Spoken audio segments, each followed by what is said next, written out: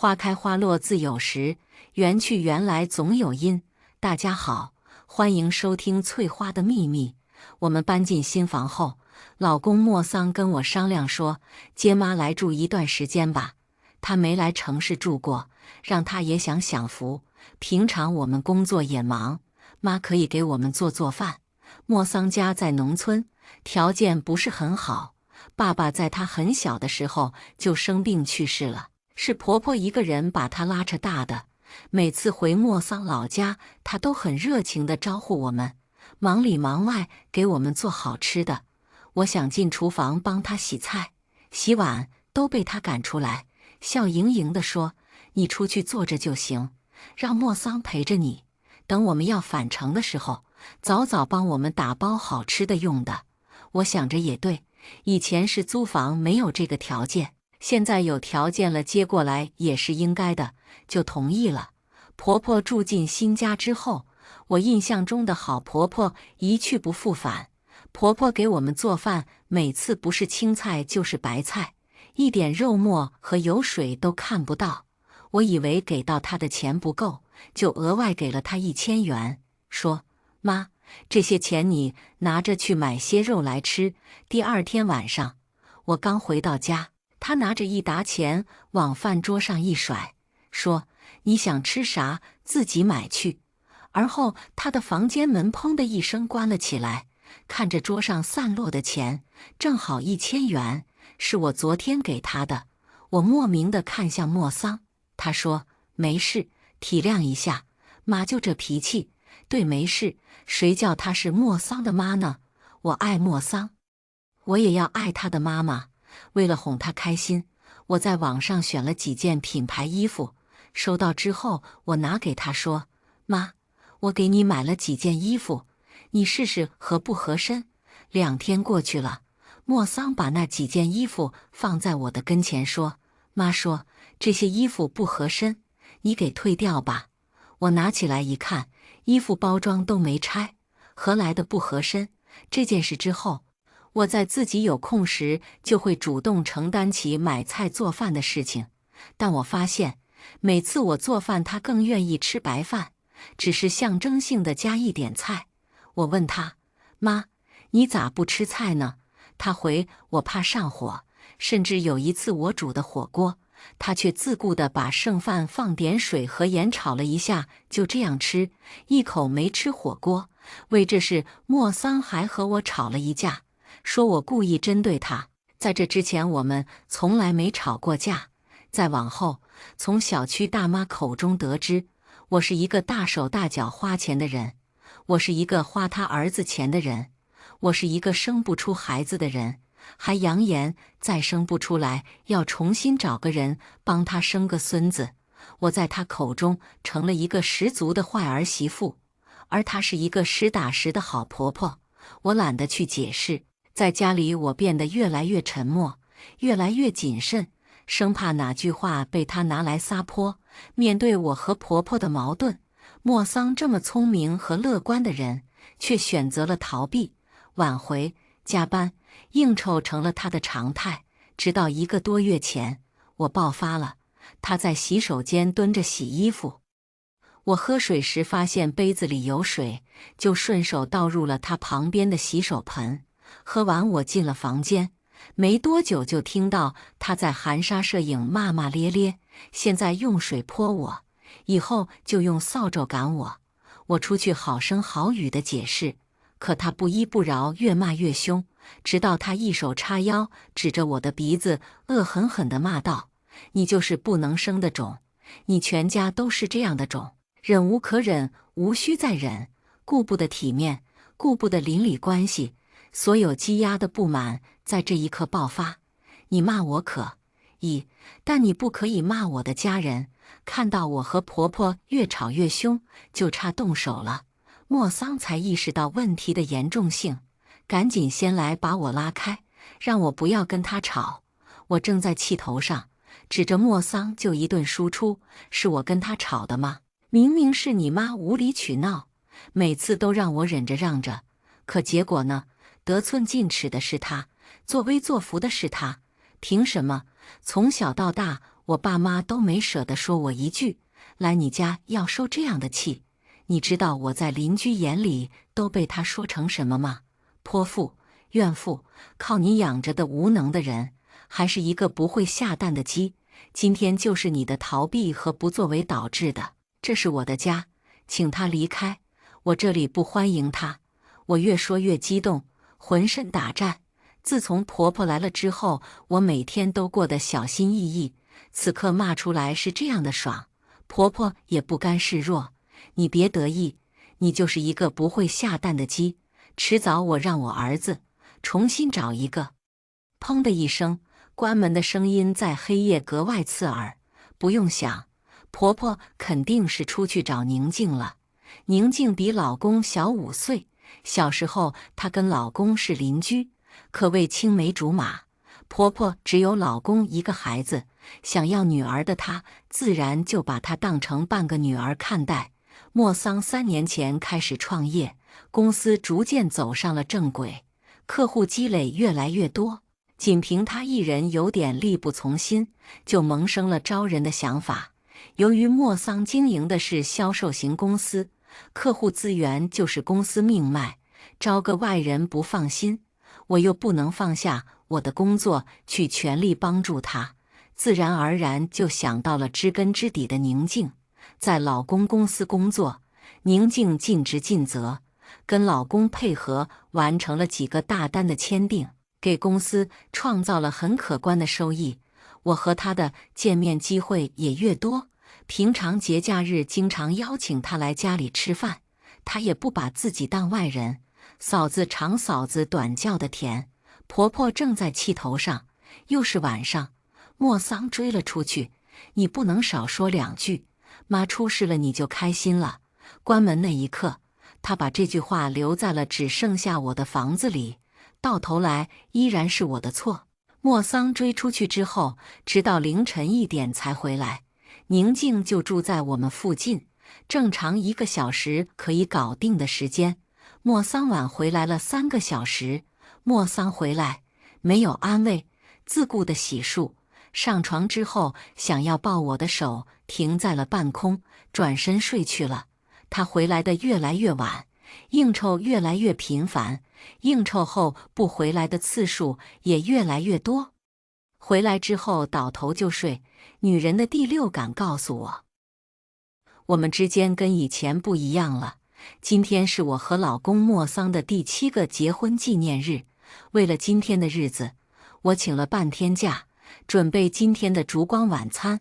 从商场出来回到家都已经快4点了。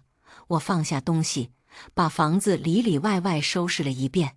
这个房子是我和莫桑结婚第5年，凭自己的努力挣钱买下来的。我们的父母都是农村人，都没有什么积蓄，首付掏光了我们所有的积蓄，还外借了一些。装修的钱都是每月节衣缩食一点点抠出来的，为此光装修就花了1年多的时间。看着时间，莫桑快回来了。等我准备好了一切，刚好听到钥匙转动的声音，我把灯光关掉，客厅只剩柔和的暖光，暗暗的，极具暧昧。还没等他开门，我已经把门打开了。猪，7周年快乐！我和莫桑是大学校友，认识他的时候我大1，他大2。猪是我们之间的昵称，从确定恋爱那刻开始一直到现在，我深信莫桑还爱着我，我也爱着他。我们10年的感情还在，片刻缠绵的温馨被一串串门铃打破。莫桑把我放下，穿起衣服去开门。妈，静静，你们怎么来了？我心里咯噔一下，来到了客厅。这时灯光已经打开了，桌上还放着我醒的2杯红酒。婆婆坐在沙发中间，宁静拉着婆婆的手坐在她旁边。看到我出来，婆婆得意的神情表露无遗，首先开口：“儿子，静静怀孕了，是你的。”莫桑看了我一眼，我在他的眼里看到了心虚，慌忙说：“妈，有什么事情我们出去说。”宁静怯生生地说：“莫桑哥，你闭嘴！”莫桑大声喝止。莫桑的反应告诉我，他们说的是真的，让他们说。我冷静的可怕。婆婆挑衅地看着我说：“我有孙子了，我说过你生不出来，我会找人来生。妈，你们先回去，有什么事我们后面再说。”莫桑看着这个局面，赶紧把他们推出了门外。他们一出去，我把门重重地关了起来，连同莫桑一起隔绝在门外。莫桑在门外敲着门珠：“快开门，你听我解释。”我却怔怔地看着我精心布置的桌台，玫瑰花在摇曳，红酒像血一样红的可怕。刚刚还在温存相互说爱着对方的两人，已然隔了一堵墙。我早就预料到了这一天，女人的第六感一直都准得可怕。莫桑这段时间的变化，我一直都看在眼里。我试着跟他进行沟通，但他总忙，累了，不要多想。拒绝沟通。我跟莫桑的恋爱一直是同学和朋友艳羡的佳话。我大学一毕业，工作稳定的莫桑就向我求婚了。爸妈看着莫桑长得板正，努力上进，重要的是对我好，加上我是有主见的人，也就同意了。妈妈跟我说，结婚了就不是你们两个人的事了，而是两个家庭的事了。以后你可要学会体谅，好好过。我们在老家简单办了个婚礼。晚上宾客散去之后，莫桑抱起我转圈圈：“猪，你终于是我的了，快把我放下来，都快被你转晕了。3年时间，我们在各自的工作领域都有了回报。我成了有史以来最年轻的主管，莫桑也成为了除他老板之外最厉害的销售。但这3年，在孩子方面并没有迎来我们期待的结果。例假每个月如期而至。莫桑说：“没事，不着急，我们多过一下2人世界。”结婚第4年，我的肚子依然没有动静。莫桑说：“我们都还年轻，顺其自然就好。”结婚第5年，我主动跟莫桑说：“猪，我们去做下检查吧。我多年没有怀孕。”我爸妈虽然明着没说啥，但我知道他们也是着急的。不管是回莫桑老家，还是在电话里，也总能听到婆婆对不生小孩的抱怨。而莫桑每当看到别人家的小朋友，都会驻足，用期待的眼神看着我。检查结果是我的输卵管堵塞。接下来的很长一段时间，我们都在求医的路上，医院换了一家又一家，药没有断过，但例假每月都准时报到。结婚第7年，莫桑越来越忙，借着搬进新家的契机，莫桑叫来了婆婆照顾我们起居。婆婆的无理取闹，百般刁难，对我不生小孩的不满奔涌而来，压得我们喘不过气，也在逐渐消耗我和莫桑之间的耐心和信任。我端着酒杯蜷缩在沙发里，睁眼到天亮。虽说从决定结婚的那一刻开始，我就做好了最坏的打算，但这7年来，我一直在努力经营着我和莫桑的感情，也倍加珍惜。面对最坏结果来临的这天，心还是会很痛，可那又怎样？自己选择的路跪着也要走完。我拿起手机拨通了商宇的电话。商宇是我的高中同学，上学时老是欺负我。别看他一副吊儿郎当样子，但他确实聪明，成绩一直名列前茅，考上了他梦寐以求的政法大学。毕业后成了一名律师，现在已经在业内小有名气了。同学里就他一个单身汉，同学群里大家还时不时打趣他夏秋都结婚好几年了，你还单着。他却轻描淡写地说：“搞事业、搞钱才是正经事儿。”哟，夏大美女怎么想起给我打电话？我直奔主题说：“离婚案你接不接？”商宇开玩笑地说：“别人的不接，你的我就接，就是我的。”我平静地说：“趁他沉默的时间，我跟他讲了个大概。”他说：“你放心，交给我。”挂断电话，长舒了一口气。接下来该做个了断了。这时手机响了，是宁静，这么的迫不及待。嫂子，我能跟你聊一下吗？可以。听到我这么爽快答应，宁静愣了一下。那10点钟，在你家小区门口的咖啡厅，我特意化了妆，搭配上我最喜欢的那套长裙，我不会让他看出我的任何情绪。10点的咖啡厅刚开门，只有零星的几桌人看到我进来。宁静站起来叫我嫂子，别叫我嫂子，有事说事。我在他对面的位置坐下，你就成全我和莫桑哥吧。我肚子里的孩子不能没有爸爸，如何证明你肚子里的孩子就是莫桑的？1个多月以前，在你出差的时候，我跟莫桑哥去见客户，他跟客户喝多了，我送他回家，把他安顿睡下时，他拉住我说喜欢我，不让我走，强行要跟我那个，我拗不过他就。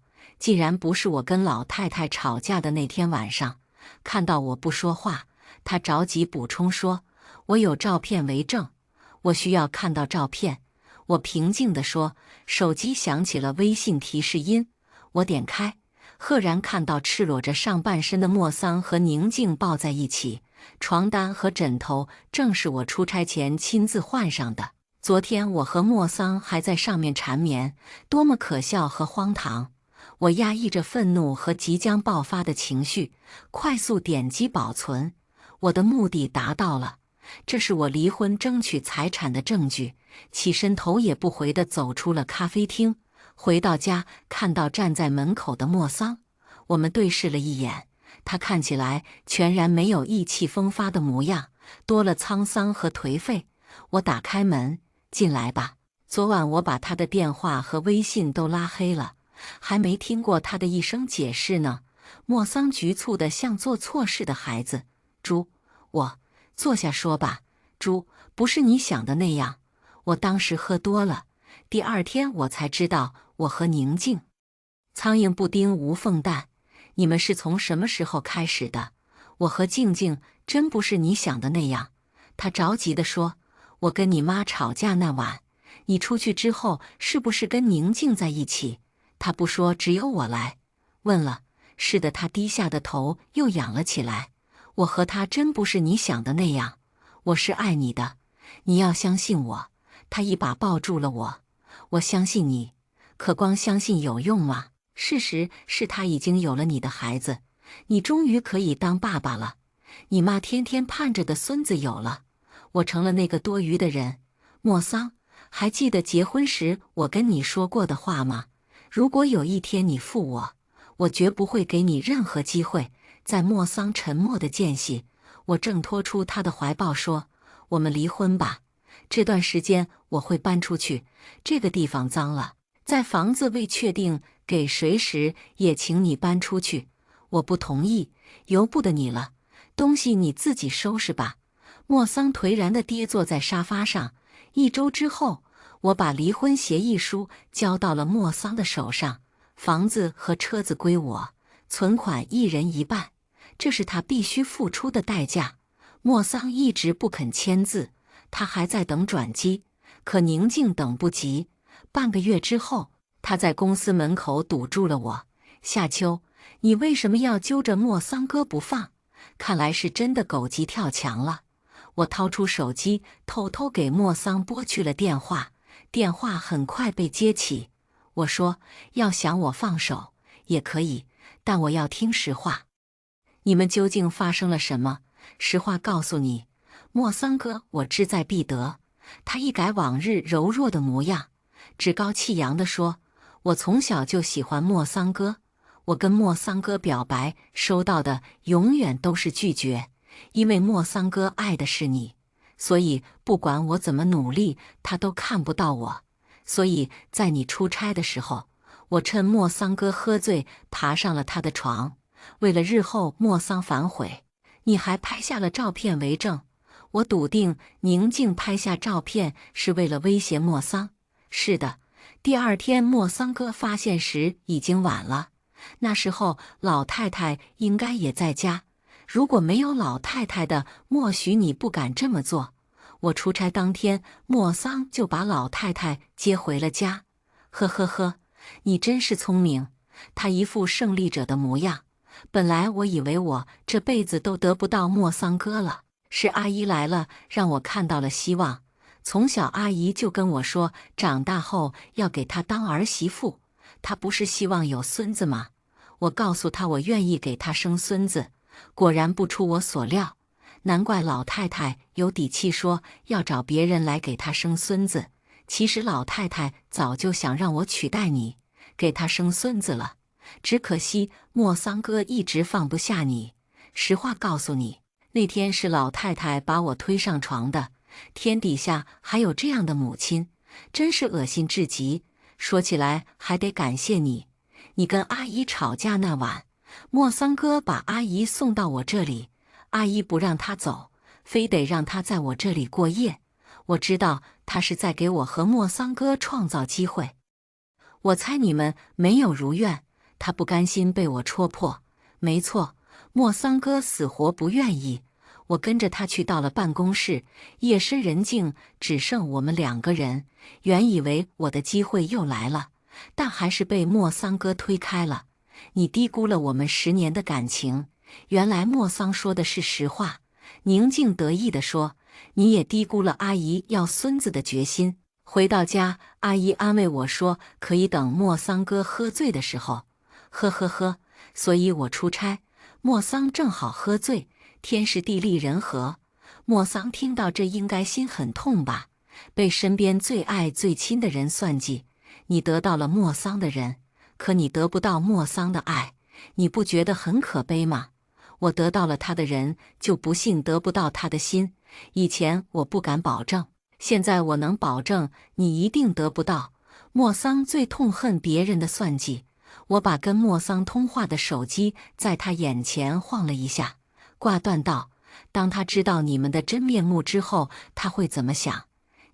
他伸出手还没打到我，他的气焰就被我冷不丁泼去的茶水浇灭了。顺便告诉你，刚刚的谈话内容我已经录了音，多行不义必自毙，你好自为之。剩下一身狼狈的宁静处在那里，一直护着他妈的莫桑，知道真相后跟他妈大吵了一架。撕破脸之后的宁静变得多疑和跋扈，活脱脱成了怨妇和泼妇，再也不是那个乖巧懂事的宁静了。一个不顺意，连着老太太一起骂。为此，老太太也吃尽了苦头，但因为她怀着孩子，老太太和莫桑也奈何不得。再见，莫桑已经是1个月以后的事情了。猪，叫我夏秋吧。他失去了往日的光芒，再也不是我的猪头了。我们真的没有可能了吗？跟不爱的人在一起生活很痛苦吧？他被我没来由的问题问住了。我知道你想要一个我们的孩子，在此之前，我偷偷去咨询了试管婴儿，本来是要在结婚纪念日给你一个惊喜的，但终究还是没有说出口。现在看来也没有这个必要了。我们去把手续办了吧，太过于执着不是好事。我和莫桑办理了离婚手续，在商宇的帮助下，他净身出户，我以为终于可以过去了。得知莫桑离婚，啥也没捞着。他妈在宁静的帮助下找到了我。老太太指着我的鼻子一顿输出：你这个人心真狠呐，一点活路都不留给我们。我知道他说的是莫桑净身出户这件事，是你做事做绝在先，既然默许这么卑鄙的手段用在你自己的儿子身上，你就不怕遭天谴吗？既然自己找上门，是该好好跟他理论理论了。我的儿媳本来就应该是宁静，要不是我儿子看上你，你还能进我家门？可你那宝贝儿子偏偏就看上了我，让你失望了。这些天你的日子不好过吧？我斜眼看着宁静，你对你心目中的儿媳可还满意呀？宁静气不过，故技重施，抬手正要打到我的时候，被一只大手拦住。闹够了没？有，我跟你们说过多少遍，房子和车子我自愿放弃的，跟夏秋无关。我不希望再看到你们找夏秋的麻烦。侧脸望去，莫桑看起来憔悴了许多，脸上被指甲抓过的一条疤痕清晰可见。宁静用力一甩，我一脚没站稳，吵吵闹闹中，突然感觉天旋地转，隐约听到是滴滴机器的声音。睁开眼，再三确认我躺在了医院的病床上。你醒了，是商宇的声音。你怎么在这里？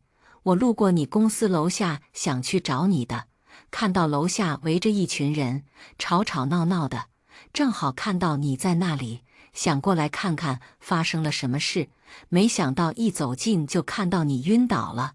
商宇边说边扶我靠在床头，是你把我送到医院的，那还能有谁？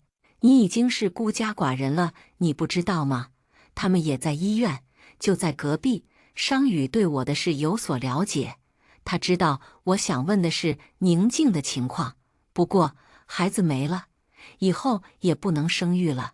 原来宁静用力一甩，没站稳，从阶梯上摔了下去，肚子着地。一时之间，我不知该悲还是该喜。夏秋是吧？我抬头看见医生拿着病历本来到了我的跟前。你怀孕了，知道吗？我瞪大眼睛，不可置信地看着他。你这表情看来是不知道了。当时你昏迷，旁边这位先生啥也不知道。保险起见，我们在抽血的时候额外给你做了个 HCG 检查，显示你怀孕了。我这才想起例假快2个月没来了，还以为是心力交瘁失调了。老天的玩笑开大了吧？我刚离婚，原因是我不孕，于是宁静千方百计怀了莫桑的孩子，而现在我怀孕了，宁静的孩子没了。你身体没什么大碍，最近压力别太大，注意营养和休息，点滴打完就可以回去了。说完，医生出去了。我听见莫桑在门口问医生：“他没什么事吧？”“没事，就是孕期低血糖。”“啥？夏秋怀孕了？”传来的是再熟悉不过的老太太的声音。算算日子，接近2个月的时间。我跟莫桑同房，仅有7周年结婚纪念日那一次，偏偏那天是我和莫桑情断的日子，真是讽刺。我把手不自觉地放在肚子上摩挲。孩子，盼了你7年，终于来了。可你来的不是时候啊！你打算把他生下来吗？商宇打断了我的思绪。我摇了摇头，无力地挤出了3个字：不知道。商宇办理好了出院手续。我下床准备穿鞋的时候，商宇拿出了一双拖鞋，说：“高跟鞋是不能穿了，你穿这个。”这时有人推门，是老太太的声音：“夏秋，妈来看你了。”她笑脸盈盈地提着一袋水果进来，后面跟着莫桑，熟门熟路似的把水果放下在床头柜，坐在床边就来拉我的手。这脸变得多快啊！在他还没碰到我的手之前，我把手放到了别处，看了一眼莫桑。我看到了他的眼里含着喜悦。我转而看向商宇的方向，冷冷地说：“商宇，帮我送一下客人。”我一刻都不想见到他们，见我不待见。老太太和莫桑只好悻悻地走出病房。商宇帮忙收拾好了东西，我们拉开病房门，就听见了老太太的声音：“儿啊，老天开眼，不让我们老莫家绝后啊！静静这个没了，夏秋怀上了。你去找找夏秋，让她跟你复婚。如果她不跟你复婚也没关系，让她生下来，妈来带。我只要我的孙子。”还没等莫桑回话，就听见宁静破口大骂：“你这个死老太婆，真是想孙子想疯了！当初撺掇我给你生孙子，现在我孩子没了，以后也生不了了，都怪你们！你们别想把我一脚踢开！”宁静越骂越激动，完全不听医生护士的劝解。我这辈子都赖上你们家了，我要让你断子绝孙！商宇拉了我一下，我对上他关切的眼神苦笑，把刚才老太太送的水果原封不动地塞到了莫桑的手上，径直离开了。宁静把流产不能生育的过错全部怪在了莫桑身上，越发变本加厉，闹得不可开交，避又避不开。宁静的蛮横和不讲理导致莫桑根本没有精力工作，暂时关停了公司。老太太对宁静也是敢怒不敢言，只能打碎了牙往肚子里吞。期间，莫桑来找过我几回，想求我跟他复合，照顾我和我肚子里的孩子。他说：“夏秋，你一个人怀着孕，还要工作，这么下去不是办法。是你自己的主意，还是老太太的主意？”莫桑惊讶地看着我，迟疑地说：“是我自己的主意，不用想，是老太太撺掇着莫桑来找我的。你走吧，破镜中难圆，孩子在我的肚子里，不需要由外人照顾。顺便把你的花带走，我闻不了花香。我已经开始有孕法了。”第二天，莫桑和老太太一起出现在了我的眼前。果然，老太太还是不死心呐。老太太说：“夏秋，孕妇要多吃才有营养。我给你带了土鸡蛋，我特意让人从老家捎来的。”我的脚步并没有停止，她也不恼，显出了无比的耐心跟了上来。夏秋，我循声望去，商宇的车停在路边，他从车里下来，我刚好路过，送你回家。说着拉开车门，商宇真是我的救星。我坐上了他的车，把莫桑和老太太留在原地。为了防止莫桑和老太太的纠缠，商宇开始承担起我上下班的接送任务。为了迁就我，他车上一日不缺的香水味没有了。这天，我比往常下班晚，商宇把我送到公寓楼下。我正目送商宇的车远去，夏秋，妈给你炖了鸡汤，我叫人从老家捎来的土鸡，可好喝了。老太太的声音把我的目光拉了回来，真是阴魂不散，竟然追到我的公寓了。老太太应该多等了我2个小时，风已经吹乱了她的头发。我于心不忍，这么久以来第一次开口，你们赶紧回去吧，以后不要来了。老太太开心地把汤壶递过来，我正要伸手接过她的汤壶，我就知道你这个老不死，天天惦记着你的孙子。汤壶被冲过来的宁静一把抢了过去，恶狠狠地朝着我的肚子砸了过来。我说过一定要让你断子绝孙，我下意识地护着肚子躲闪，但已经来不及了。汤壶不偏不倚砸在了我的肚子上，毫无防备下，宁静还狠狠地推了我一把。我跌坐在地上，肚子传来钻心的痛。宁静，你疯了！只听见莫桑一巴掌甩到了他的脸上，他把这段时间积压的怒火通过这一巴掌打了出来。宁静瞬间被打倒在地。儿子，快来，夏秋流血了！老太太带着哭腔的声音让我一激灵，低头发现一条鲜红的血顺着大腿流了出来。莫桑焦急地抱起我上了车。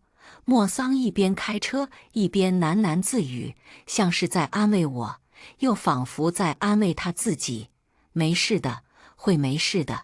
而我貌似听见不远处有急刹车和乱轰轰的声音。一路上，莫桑的手机来电提示音一直没停过。莫桑开车把我送到医院，交给医生，才拿出手机接了起来。是一个陌生人的声音：“你怎么才接电话？宁静你认识吗？她被车撞了，场死亡。刚挂完又一个电话，儿子，静静死了。”砰的一声，满地都是血，鲜红鲜红的。是老太太的声音，她应该是被吓到了。莫桑无力地靠在墙上，如果有一阵风的话，她应该站不稳。她无助地看向我：“你去吧，我自己能搞定。”莫桑走了，偌大的病房剩下陌生的医生和护士围着我，而我就像一个木偶一样，只听见医生说：“孩子是保不住了，要清宫。”我的手紧紧揪着床单，青筋凸起。凌晨5点10分，周围终于安静了下来。我给商宇打去了电话，不管何时，商宇总能第一时间接起我的电话。商宇，孩子没了。说完，眼泪如流水般奔涌而出，止都止不住。孩子，妈妈对不起你，没能好好保护你。如果你爱着妈妈，希望你以后再次来到妈妈的身体里，到那时，我一定会拼尽全力保护你，给你一个温馨完整的家。你在哪里？我现在去找你。能感觉到电话那头商宇从床上惊坐起，正常1个半小时的路程，他6点就赶到了。这时天已经蒙蒙亮了。商宇，我想回家。好，我带你回家。他坚定而有力地握着我的手说：“你先睡会儿，我去办理出院手续。”他扶着我躺下，轻轻安抚着我。迷迷糊糊中，仿佛看见一束光，有一个天使般的宝宝远远地冲着我笑。我拼命地想把他抱起，可怎么都够不着。好不容易够着手，一触碰到他就消失了。我惊醒，商宇握着我悬空的手，做噩梦了。我摇摇头，我已经办理好了手续，我带你回家。我走出病房，一个踉跄，差点摔倒，幸好被商宇扶住。我回头看着这雪白的世界，不到2个月的时间，我感觉走完了我的全部人生。再见莫桑时，他已彻底关停了公司，蓄起了胡子，比之前更消瘦了。从莫桑的口中得知，那晚莫桑抱着我刚上车，宁静自己站起来，失魂落魄的就往马路中间走，老太太叫都叫不住，结果被飞驰而来的车撞飞，头着地当场死亡。他的死被认定为交通事故。宁静父母对他这段时间的为人处事有所耳闻，直言死得好，自然他的丧事也草草了事。老太太亲眼目睹了宁静的车祸，加上我流产，使他的信念一下崩塌，精神出现了问题，时不时能从他口中念叨造孽啊，造孽啊，报应啊，报应，只能靠药物缓解。为了更好的静养，莫桑把他送回了老家。经历了这么多事，让我特别想回到爸妈身边。我给妈妈打去了电话，妈，我想您了，想我就回来吧，回来让你爸给你做好吃的。电话那头传来爸爸的声音：“是丫头吗？我给她做她最喜欢吃的酸菜鱼。”我早已泪流满面，我压抑着不让妈妈听出来，答了句好。都说家是温暖的港湾，能给心灵栖息，爸妈是坚强的后盾，能给我们力量。现在我才完全明白，我把房子出售，车子卖了，公寓退了，不给自己留一丁点的念想。辞了职，回到了生我养我的地方。我坐在院子里，看着路上来来往往的行人，恍惚中一个熟悉的身影映入眼帘，是商宇。夏秋，他傻傻地冲着我笑，暖暖的。我怔怔地看着他走近，直到他伸手摸着我的头，感受到他的温度，才敢相信这是真的。你怎么来了？我来找我高中时弄丢的夏秋。下面我们来听第2个故事。婆婆挑拨离间，说我不守妇道。我掀了饭桌，连扇老公6个巴掌。今天老公周鸿民下班回来，婆婆把他叫进卧室，嘀嘀咕咕不知道说了什么。随后周鸿民来厨房，对着正在做饭的我，一脸严肃地说：“倩倩，你跟我爸保持距离，别让人笑话。”我一头雾水，你在说什么？我妈说，你昨天和爸眉来眼去的。我又好气又好笑，怎么个眉来眼去？你说清楚一点。他冷着脸说，就是昨天吃饭的时候，你把碗捧到爸手上，手挨手了还不自觉。你端饭就端吧，看着爸做什么，弄得妈心里不舒服了。我打断他，你相信妈的话？我根本……周鸿民打断我，我为什么不相信妈？她难道会撒谎？说完他就端着我做好的菜走出了厨房。我看着她的背影冷笑，这傻逼男人！我和周鸿民结婚还不到半年，这期间婆婆又给我立规矩，又挑拨离间。一开始我还想把婆婆当亲妈，跟她好好相处。后来她变本加厉，我便灭了这心思。公公今天有应酬，没有来吃晚饭。我做好全部的菜，把最后一个菜端上桌时，周鸿民和婆婆已经开始吃了。我刚坐下，婆婆就开始阴阳怪气：“倩倩，女人不会做饭就要好好学。你看你嫁进来半年了，厨艺还是这么差。瞧瞧这个回锅肉，肉太多了，一顿吃不完就浪费了。”我端起盘子，把肉全部夹在自己碗里，大快朵颐。一边吃，我一边含糊不清地说：“这点肉根本不够吃。”婆婆吃惊地看着我：“肉是给鸿民吃的呀，我们女人家吃青菜就行可以了。一个家庭里，男人才是最重要的，女人家也不能嘴馋，让人笑话。你这样一点家教都没有，你爸妈死得早，你奶奶也不好好教教你。”听着她的念叨，我心里一股无名火窜上来，端起饭碗，直接扣在了婆婆的脸上。耳根终于清净了。每顿吃饭，她都唠唠叨叨，不是说我拿筷子的姿势不对，就是说我吃饭没有双手捧碗，不是说我炒的菜咸了淡了，就是说我煮的饭干了稀了。反正她不找我一个缺点批评一顿，似乎就不能彰显她当婆婆的权威。我开始还毕恭毕敬地听着，然后就左耳朵进右耳朵出，就当没听见。今天她居然扯到我娘家人头上来了，我哪里还控制得了？啊！婆婆终于回过神，惊恐地大喊大叫。周鸿民也从懵逼的状态中反应过来，指着我吼：“陈倩倩，你发什么疯？还让不让人吃饭了？吃你妈！吃屎吧！”我端起碗向他脸上砸去，周鸿民慌忙跳开。我一不做二不休，把饭桌直接掀了。婆婆顶着满脸饭粒大喊：“陈倩倩，你发什么疯？我教你是为你好。”我指着她骂道：“你说我跟你男人眉来眼去，也是为我好？我没说呀，你这是听谁嚼舌根？”婆婆喜欢挑拨离间，但每次对峙又不敢承认，于是我一巴掌打在老公脸上：“你妈没有说，你为什么造谣？”周鸿民被我的突然发疯搞蒙圈了，第一次看见我发疯，估计他脑子里完全没有转过弯来。他转头问他妈：“妈，不是你跟我说倩倩和我爸？”婆婆打断他：“我哪有说？我说让倩倩孝顺你爸的时候注意一下分寸。”我又一巴掌抽在周鸿民脸上：“来，你告诉我，怎么才叫有分寸？第三巴掌又要孝敬你爸，又不能把饭端到他手上，是不是？那我放在他脚上吗？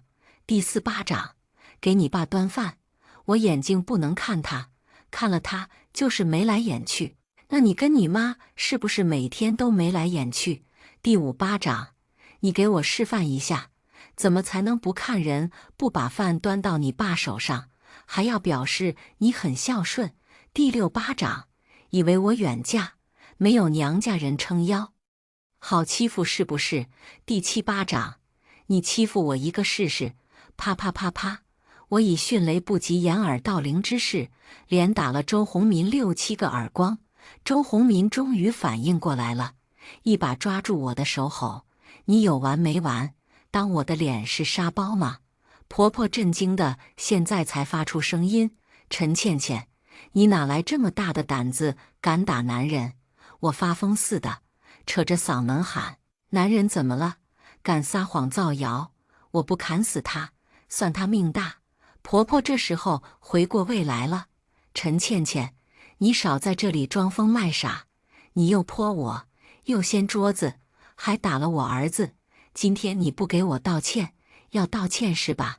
我抓起烟灰缸砸向电视机，哗啦啦，婆婆拍着大腿骂：“这个败家娘，曼儿，这个败家娘，曼儿哦，你说对了，我就是来败你家的。”我冲进厨房，噼里啪啦一顿乱砸，锅碗瓢盆全碎了。天哪，洪民，快拦住他呀！他把这个家全毁了。等周洪民抱住我的时候，我已经砸得差不多了。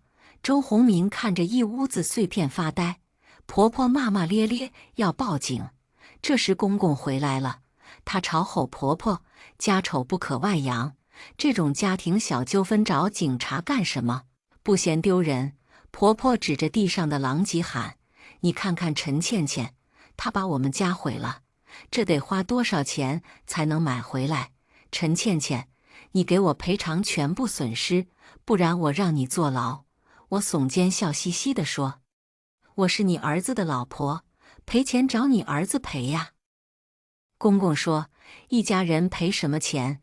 明天去买。”婆婆又改口：“那陈倩倩跪下给我赔礼道歉，你看她扣在我脸上的饭，应该你给我赔礼道歉。”我收起笑脸，看着婆婆，手却指着公公说：“你凭什么说我肚子里的孩子是爸的？”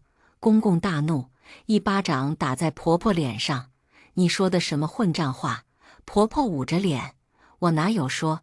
你不分青红皂白就打我。”公公又是一巴掌：“你这张嘴哪天不乱说话？”婆婆哭起来：“陈倩倩怀孩子了吗？我都不知道她有没有怀。”我反问：“你意思是我冤枉你了？”我又看向周洪民：“是不是你妈给你说的？我和你爸眉来眼去。”周洪民和稀泥：“算了，倩倩，我妈就是口无遮拦。”我打断他：“算了，我给你戴绿帽子，你一点儿也不计较是吧？那你妈跟别的男人上床，你爸也不计较。”周洪民跳起来：“陈倩倩，你少泼我妈的脏水！”我冷笑：“怎么只能她泼我，我不能泼她？”她说：“我跟你爸眉来眼去，有证据吗？你妈跟别的男人上床，我可是有证据的。”婆婆脸色大变：“什么证据？”我拿出一张照片，啪地拍在桌子上。公公把抓走照片，草草看了一眼，咔咔撕了，然后他一脚踹在婆婆肚子上，把她踢飞。婆婆战战兢兢地爬起来辩解：“我没有，没有。”公公完全不听她解释，抓着婆婆的头发拖上就走：“进来，老子慢慢收拾你。”公婆卧室的门砰地关上了，我心里哆嗦了一下。那照片没多严重啊，她不至于发这么大的火吧？照片是婆婆和周洪民躺在床上的模样。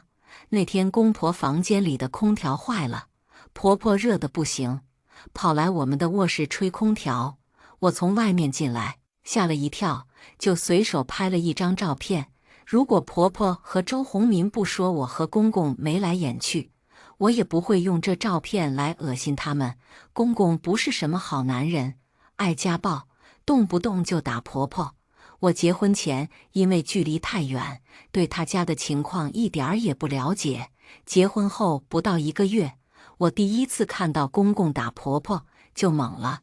那次为一点小事，公公对婆婆破口大骂，婆婆大概觉得当着我这个儿媳妇的面被骂，有点丢脸，小声顶了一句嘴。结果公公劈头盖脸就是几个耳刮子，打得婆婆踉踉跄跄的。我吓得喊周洪民快拉住他爸，他却冷淡地说：“拉他干什么？他们闹习惯了的。”我当时意识到我好像嫁错人了，这个家根本不是我想象中的样子。但是我是在跟娘家人全部闹翻的情况下执意嫁过来的。我鬼迷了心窍，非要跟周洪民走，因为我觉得我是有底气的，凭我在老家能动手绝不避避的性格，在远嫁也没人能欺负我。结婚还不到1个月，我如果离婚回去，也太丢脸了。再说那是公公婆婆吵架，他们也没有对不起我，我就算去起诉，法院也不会判我和周洪民离呀。所以我决定等他们招惹我的时候再说。后来我发现，公公打婆婆是家常便饭，有的时候他毫无理由突然反手就是一记耳光，或者一脚踹在婆婆腿上，打完还若无其事的。婆婆就像一只马桶，只要公公想发泄，婆婆就躲不过，但婆婆对公公却一如既往的好，几乎每天都要嘱咐我孝顺公公。她不是当着公公的面说，我跟他2个人的时候，她也要求我一定要孝顺公公。我对她真是哀其不幸，怒其不争。她不管买什么回来，公公都会百般挑剔，然后打骂她。但我如果说是我叫婆婆买的，公公就不说话了。周鸿民也可笑，公公打婆婆的时候，她像个隐形人。事后婆婆向她哭诉，她说：“你别招惹我爸，不就没事了？”周鸿民每次处理事情，都把他自己摘得干干净净，好像所有人都有错，只有他没错。他从来不会站在公道立场说话。开始我同情婆婆，后来觉得她就是那种可怜之人必有可恨之处的典型代表，因为她总是在我公公、我丈夫和我3个人之间挑拨离间。第一次看到公公打婆婆的时候，我问过周鸿民：“你会打我吗？”他说：“你又没有做错事，我怎么会打你？我做错事，你就要打吗？”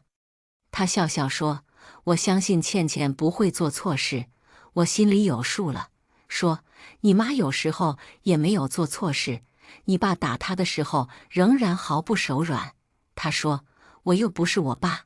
我听说家暴是会遗传的，虽然不一定完全对，但周鸿民的父亲家暴他母亲的时候，他的冷漠让我觉得他迟早会对我动手。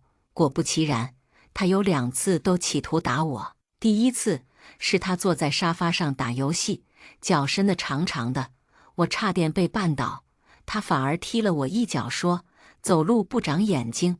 但我刚好抬脚走了，他没有踢上，我也没跟他计较。第2次，他进洗手间差点滑倒，出来就推了我掌，去把洗手间的水脱了，我差点摔一跤。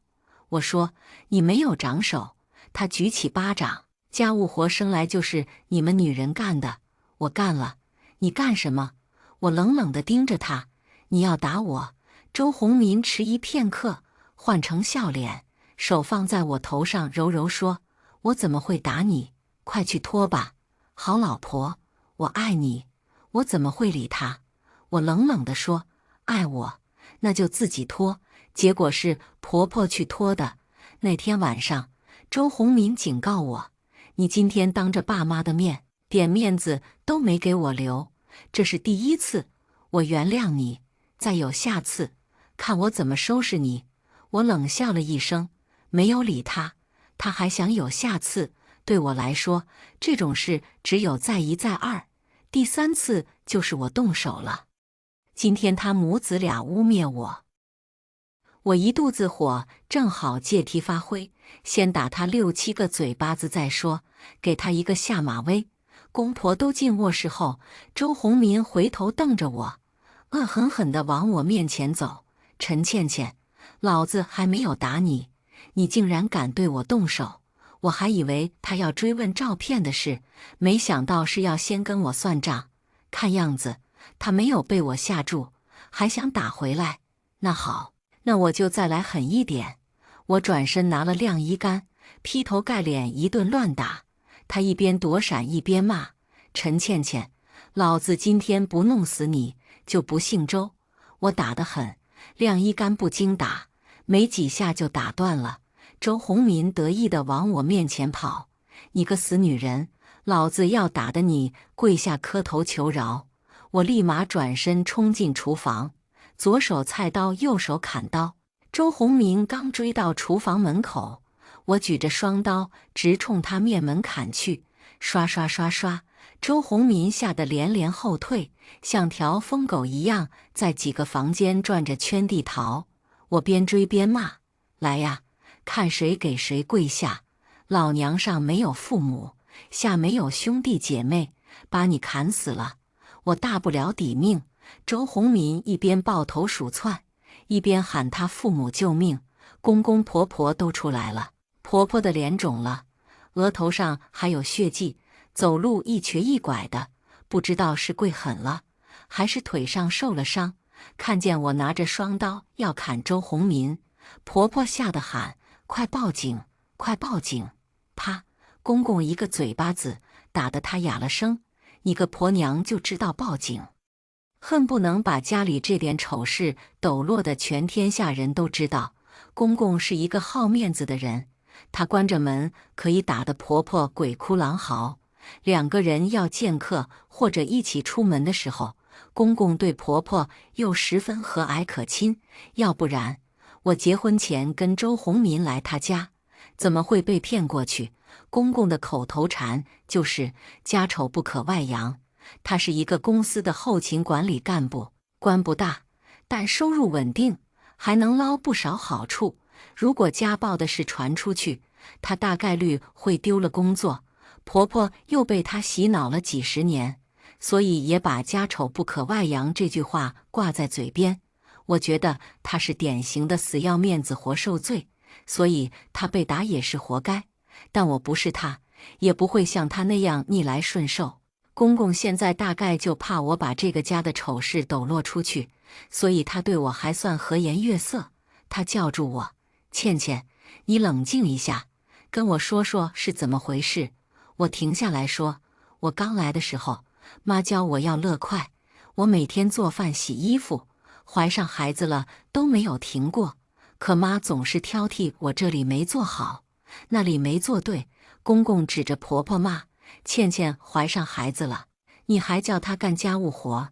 你这么当婆婆，外人知道了怎么说你？”婆婆哭丧着脸说：“我不知道她怀上了呀，连儿媳妇怀上孩子了都不知道，你还有理？”我接着说：“怀孕后我特别馋，想吃肉，可妈说肉是你们男人家吃的。我今天晚上吃了几片肉，妈就骂我爹妈死早了，没有教养。”公公朝着婆婆脚踹过去：“是我不让你们吃肉，我是恶公公。倩倩不吃肉，胎儿哪里来的营养？”她越说越生气，对着婆婆又是一顿拳打脚踢。“你个死女人，见不得老子有个后，你想害老子断子绝孙。”最后我说：“以后我也不敢孝顺你们了，男女有别，公公的饭菜还是麻烦婆婆自己负责吧。”公公瞪婆婆：“以后家务活都你来做，听见没有？”婆婆忙不迭地回答：“听见了，以后我弄饭，倩倩好好保胎。”我说：“不用了，我明天就去把孩子拿掉。”三个人大惊失色，一起问：“为什么？”我用菜刀指着周鸿民说：“他什么都不会，我不想当一个丧偶式育儿的怨妇。”婆婆忙说：“有我呢，我会帮你带。”我打断她：“你能帮周鸿民一阵子，帮不了他一辈子。他如果不能做一个合格的丈夫，我是不会给他生孩子的。”在公公的高压下，周鸿民答应从明天开始少玩手机，学习做一个合格的丈夫。我还提出，你们要想保住这个孩子，周鸿民就得跟我分居。一个原因是我现在讨厌他，不想跟他同房了；另一个原因是我得防着点，万他趁我睡着了对我下黑手，我死了，我娘家都没人知道。公公婆婆以为我是担心他伤到胎儿，同意我们分居。周鸿民不同意也不行，他搬去了客房。晚上，我一个人在大床上翻滚，谋划下一步。婚事一定要离的，但离婚前，我还有一件大事要做。这个家里是公公说了算。周鸿民小时候也被他父亲家暴过，被打怕了，所以他对他父亲几乎不反抗。婆婆更不用说了，她把公公的话奉若圣旨，因此我只要拿捏住公公就行。我公公原本是不好拿捏的，他有严重的大男子主义思想，特别喜欢摆家长威风。他虽然没有直接对我发号施令，但都是通过我婆婆传达给我的。可因为公公特别在意我肚子里的孩子，又好面子，所以他暂时会容忍我，我也可以做一段时间。我又提出了2个要求，个是周鸿民必须学着做饭，另一个是我要出去工作。我结婚后，婆婆说要赶紧备孕，让我别出去工作。我当时对这里人生地不熟的，也不知道哪里有合适的工作，就没有找。现在我觉得十分有必要找一份工作，既可以挣钱，也不用整天面对婆婆那张脸。从开始上班后，我的生活有了规律，早上按时起床上班，下班回到家里，吃了饭就进卧室，关上门养胎。周鸿民每天被他爸逼着进厨房帮忙，我也时不时指使他。周鸿民，帮我削个苹果。周鸿民，给我接一杯水来。周鸿民，我的衣服洗了没有？这么多年，我婆婆包揽了所有家务活。周鸿民20多岁的人了，还衣来伸手，饭来张口，要把这样一个妈宝男改造成能自食其力的劳动者，不是一件容易的事。所以他开始总是抱怨，一脸不耐烦。我抬高嗓门一声大喝：行动！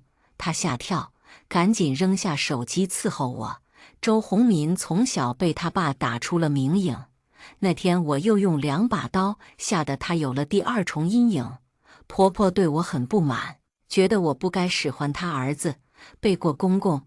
她企图教育我：倩倩，我们女人家要多体谅男人。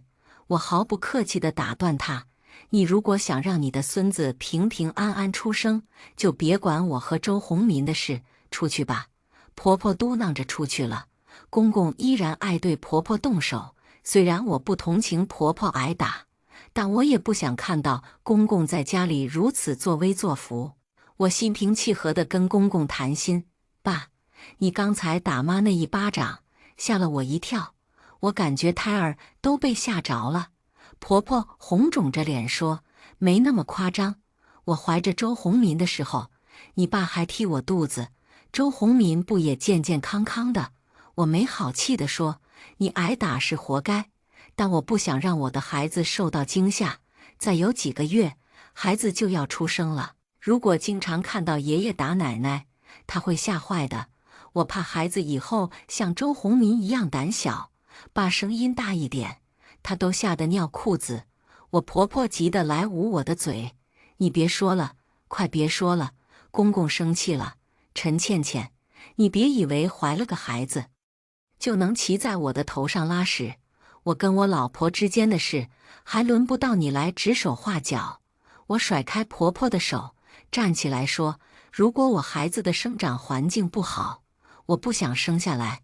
我转身走。公公喝道：站住！我告诉你，你肚子里是我老周家的种，你敢动他，我不会放过你。我转身看着他：那我也告诉你，你在打人，我马上打掉孩子，跟周鸿民离婚。他将桌子一拍：你敢？我也将桌子重重一拍：你试试，看我敢不敢。公公在这个家庭里的威严第一次受到了挑战，他气得吹胡子瞪眼。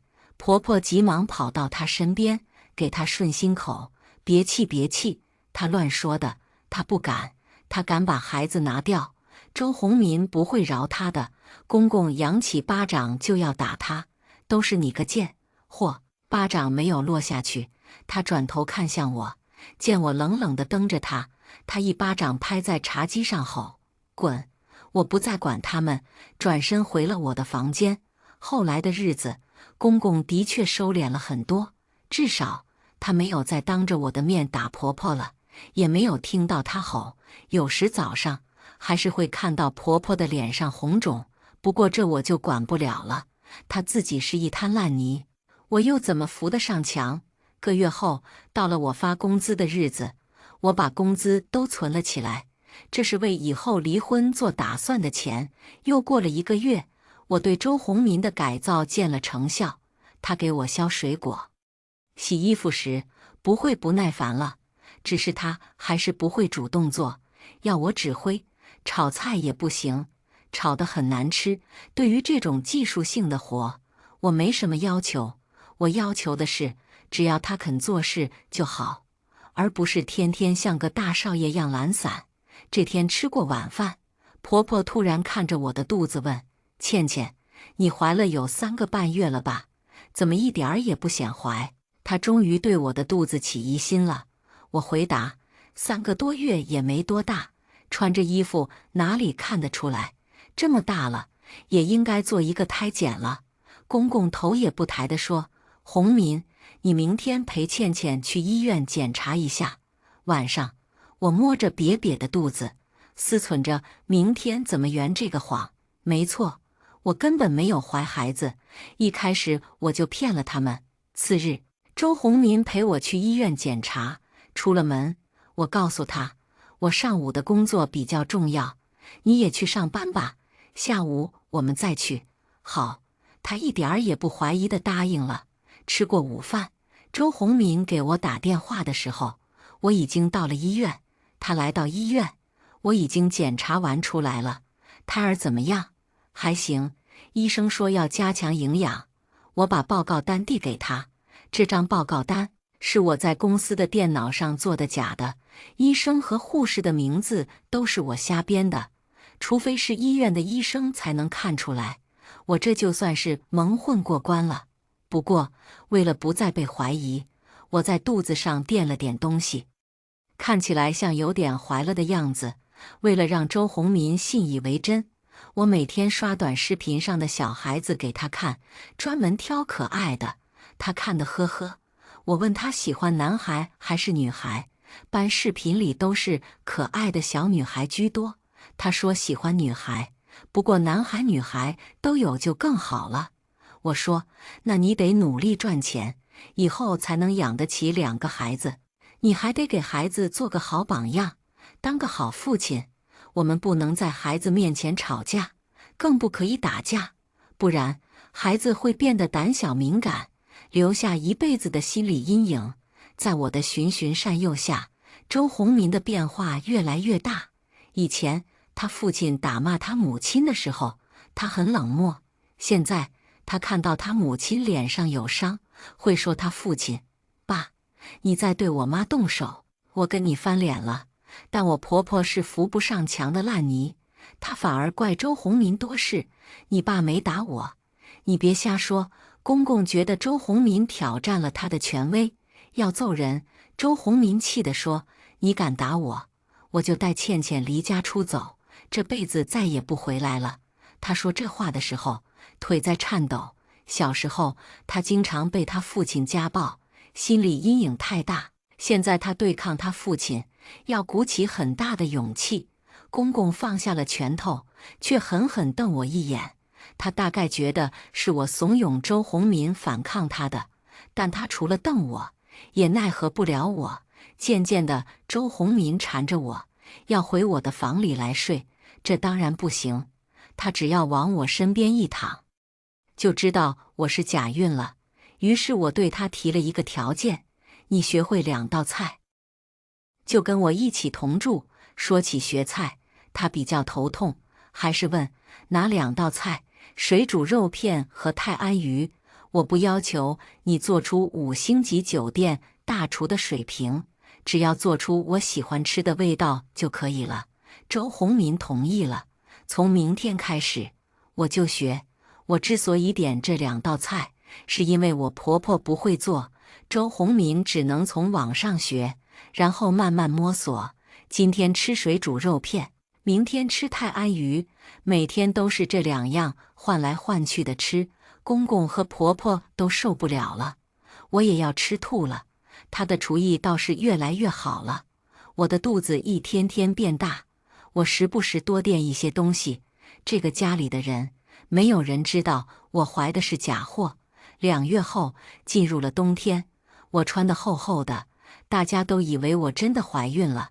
周洪民现在的改变很大，他会主动给我削水果，主动扫地拖地，主动搜罗我换下来的衣服洗。他做的2道菜也达到了我的要求。他再次缠着我要和我睡的时候，我打算和他摊牌，约他明天公园见。第二天，周鸿民穿得整整齐齐来到公园。我看着他从远处走来，就像第一次我看到他的时候样帅气。他抱着束花，鲜艳的红玫瑰，来到我面前递给我：“老婆，我爱你。”我笑了笑，没有接，说：“周鸿民，我们离婚吧。”他愣住了：“为什么？因为我不爱你了。”他不相信地摇头：“怎么可能？这段时间你对我这么好。”我问他：“你还记得我那次拿刀砍你的事吗？”他说：“记得，那不是你的错。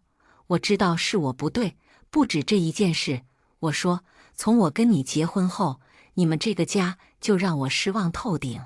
我要砍你那次，就下定决心要跟你离婚了。”周鸿民不解：“你如果那时候提出离婚，我还能理解。可我们又生活了这么久，我以为一切都在向好转变的时候，你突然要跟我离婚，那你这几个月到底在做什么？”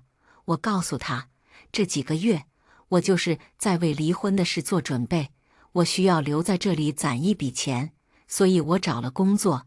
结婚后，我第一次看到你爸打你妈，而你无动于衷的时候，我就后悔嫁给你了。我忍耐着，想要对你们这个家做出一些改变，但忍了半年，发现我无能为力。你们家的3个人都有很大的问题。他说：“但你现在不是把我们都改变了吗？”我点头：“那是因为我假装怀孕，才让你和你爸做出了改变。但你妈，我改不了。